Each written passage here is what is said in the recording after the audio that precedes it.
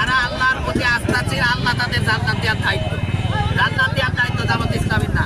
তবে জামাত ইসলামী বাংলাদেশ কুরআন হাদিসের আলোকে একটা রাস্তা দেখায় দেয়, যেই রাস্তায় চললে, যেই কাজগুলো করলে জান্নাত পাওয়া যায়, এরকম কাজের সন্ধান বা এরকম কাজের দিকে জামাত ইসলামী দেশবাসীকে আনতে চায়।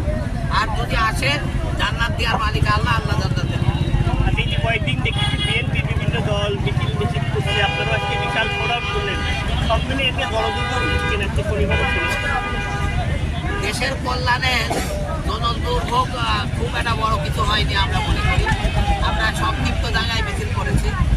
দেশের কল্যাণে দেশের মানুষ, আমরা দেখেছি আগে কয়েক দিনের হরতাল হয়েছে, দেশের মানুষ সেটা বরদাস্ত করেছে। আমি মনে করি দেশের কল্যাণে দেশের মানুষ এটা মেনে নেবে ইনশাআল্লাহ। মুসলিম জনগণ বা ভোটারদের উদ্দেশ্যে কি বলবেন? অমুসলিম জনগণের উদ্দেশ্যে আমরা এটা বলতে চাই, 24 আগস্ট পরবর্তীতে আমরা মনে করছিলাম এদেশের সকল শ্রেণীর মানুষ শান্তিতে বসবাস করবে, কিন্তু আমরা লক্ষ্য করেছি বিশেষ করে অমুসলিমদের উপর বেশি নির্যাতন চালানো হয়েছে। আমরা বিভিন্ন জায়গায় বিভিন্নভাবে এর প্রতিবাদ জানিয়েছি, আমরা অনেকভাবে এর প্রতিবাদ জানিয়েছি, রাস্তায় নেমেছি, লোকজন নিয়ে রাস্তায় নেমেছি।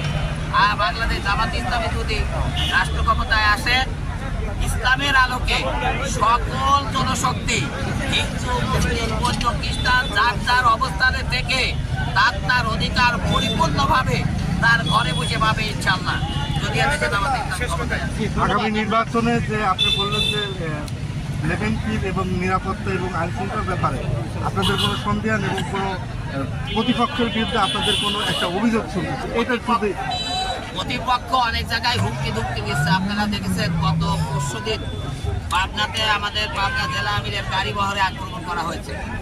যারা নিজেদের পরাজিত মনে করতেছে, তারা মনে করতেছে আমাদের বিজয় হওয়ার সম্ভব নয়, তারা পাগল হয়ে গেছে। তারা জামাত ইসলামীর বহরে হামলা করেছে, আমাদের একজন ভাই সেখানে শাহাদত বরণ করেছে। আমরা তাদের এইটাকে আমরা কিছু মনে করি না। আমাদের দাবি হচ্ছে আপনারা আসেন, আমরা নির্বাচন করি। আমাদের কারোর বিপক্ষে আমাদের আন্দোলন না, আমাদের কারোর বিপক্ষে কথা না। আমাদের কথা হচ্ছে আমরা দেশ করতে চাই। এতে যদি বিএনপি আমাদের সাথে আছে, আমরা তাদেরকে স্বাগত জানাবো।